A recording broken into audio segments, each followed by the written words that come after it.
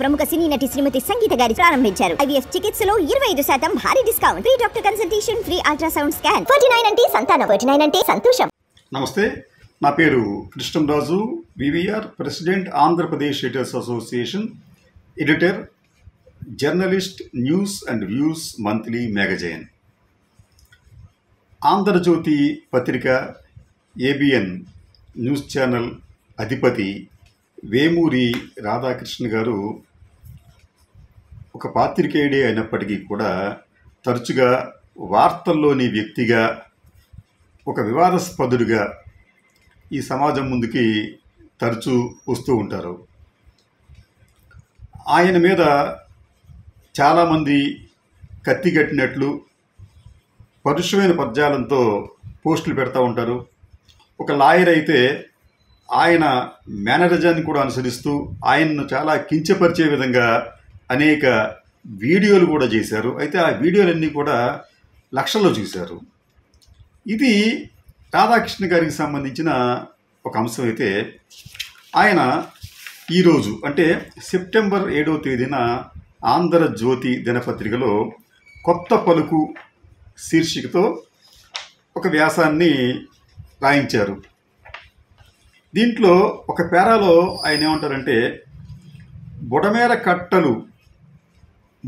కట్టలు తెగటానికి ఇబ్రహీంపట్నం వద్ద 24 ఏళ్ల క్రితం ఏర్పాటు చేసిన మినీ హైడల్ ప్లాంట్ కారణం అని ఒక సరికొత్త ప్రచారానికి తెరలేపారు. జగన్ రోత మీడియాలో చేస్తున్న ప్రచారం నిజమని రుజువు చేస్తే ఆ ప్లాంట్ను మా సొంత ఖర్చుతో తొలగించడానికి సిద్ధంగా ఉన్నాం. మా ప్లాంట్ వల్ల ప్రజలకు ఇబ్బంది కలిగిందని రుజువు చేస్తే దాన్ని జగన్ అండుకోకు ఇచ్చేస్తాం.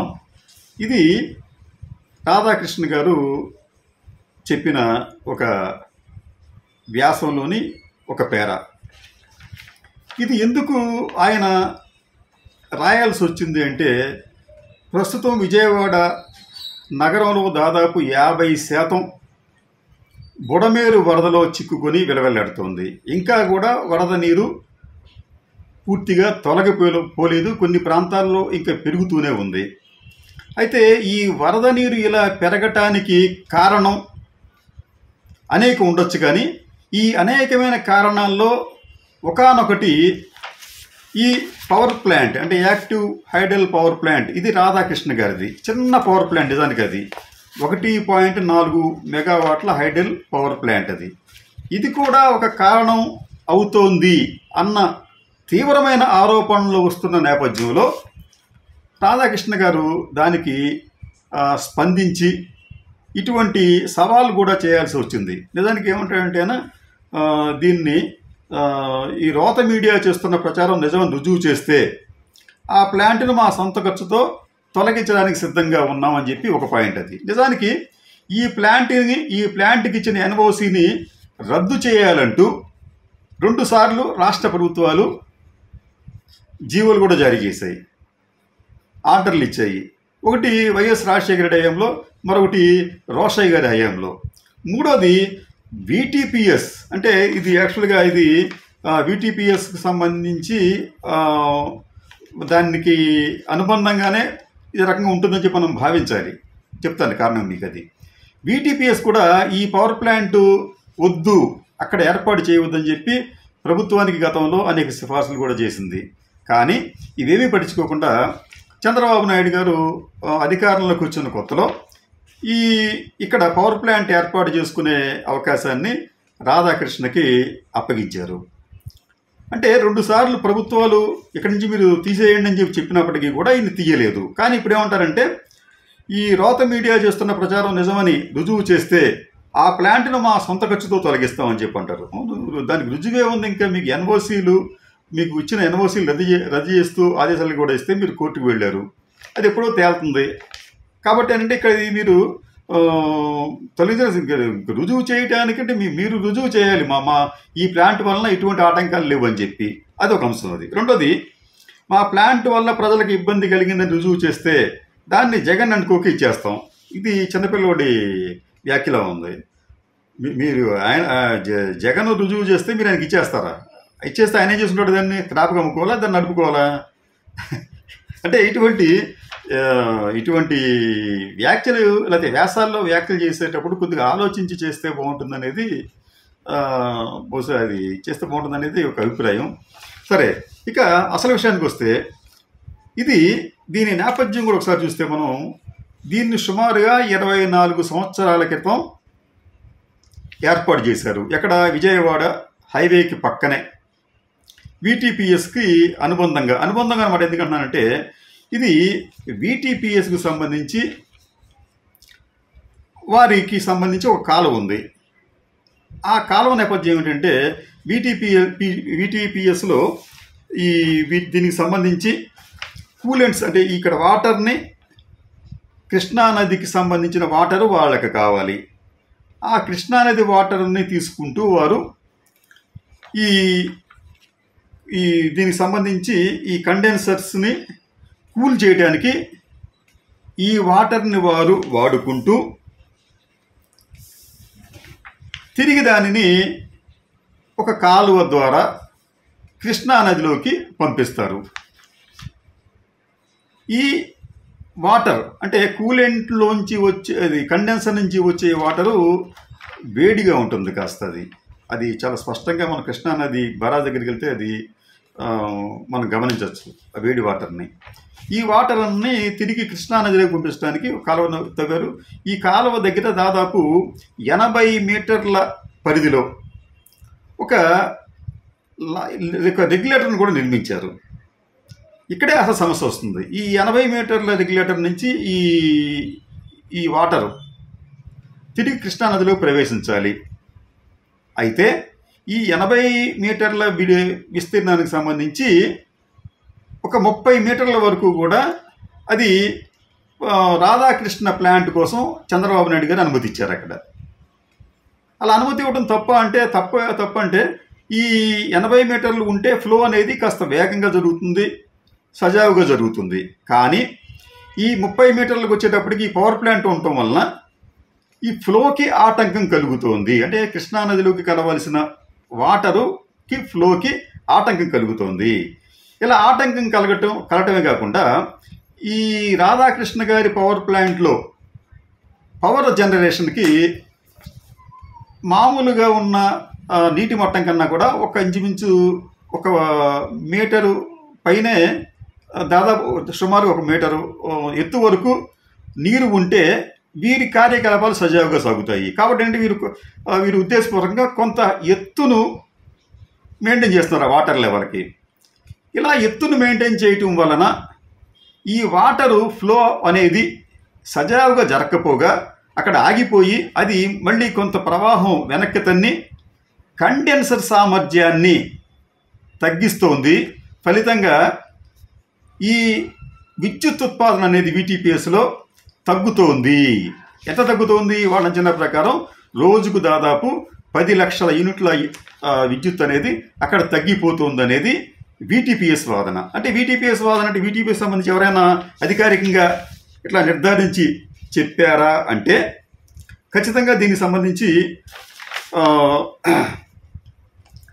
2002-2004 మధ్యన ఈ VTPSకి సంబంధించి ఏపీ జెన్కోకు సంబంధించి చైర్మన్గా ఉన్న పార్థసారథి గారు, ఆయన అప్పట్లో రాష్ట్ర ప్రభుత్వానికి ఒక లేఖ రాస్తూ ఈ రాధాకృష్ణ గారి పవర్ ప్లాంట్ అనేది మాకు ఒక అడ్డంకిగా మారింది.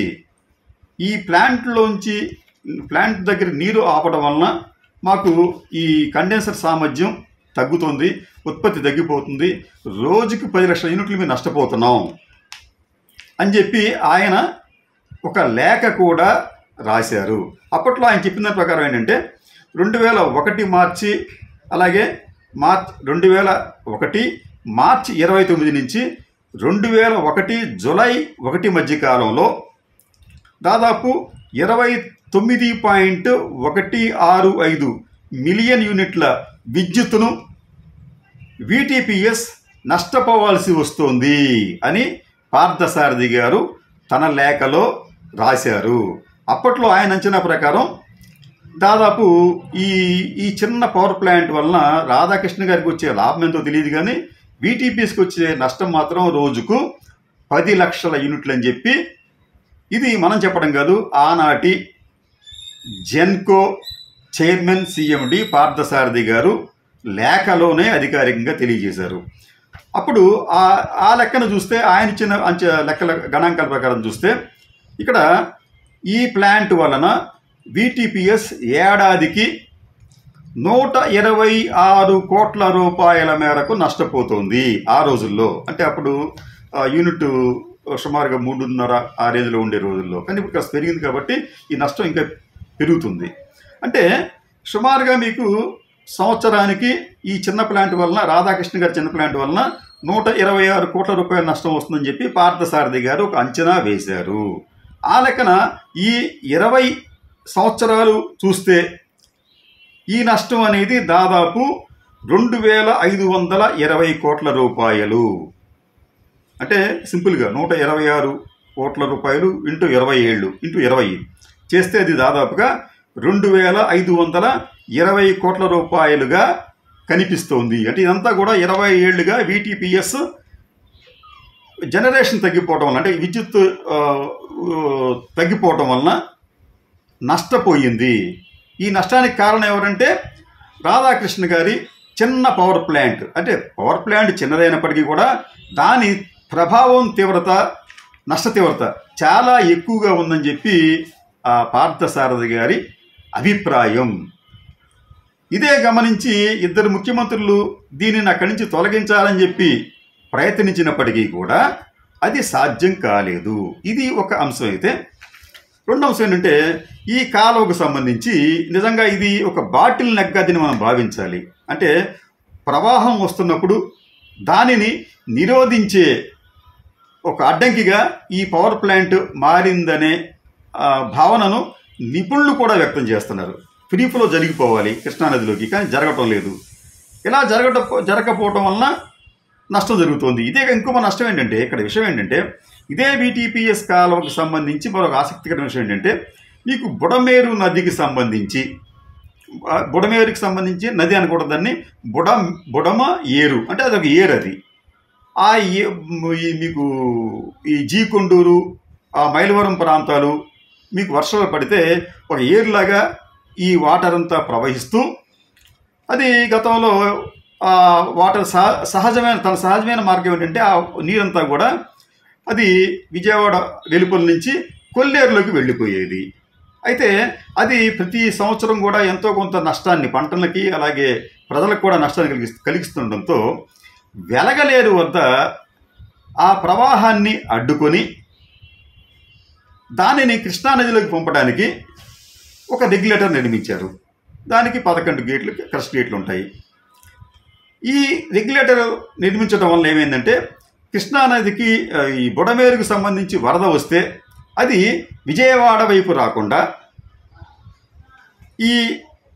దీని ద్వారా, ఈ మన కొత్తగా నిర్మించిన రెగ్యులేటర్ ద్వారా అదేం చేస్తుందంటే, వీటీపీఎస్ పక్క నుంచి వెళుతూ వీటీపీఎస్ కోసం నిర్మించిన కాలువ ద్వారా, వీటీపీఎస్ కోసం నిర్మించిన ఈ కూలెంట్ వాటర్ పోవటానికి కాలువ ద్వారా అది కృష్ణానదిలోకి వెళ్ళాలి.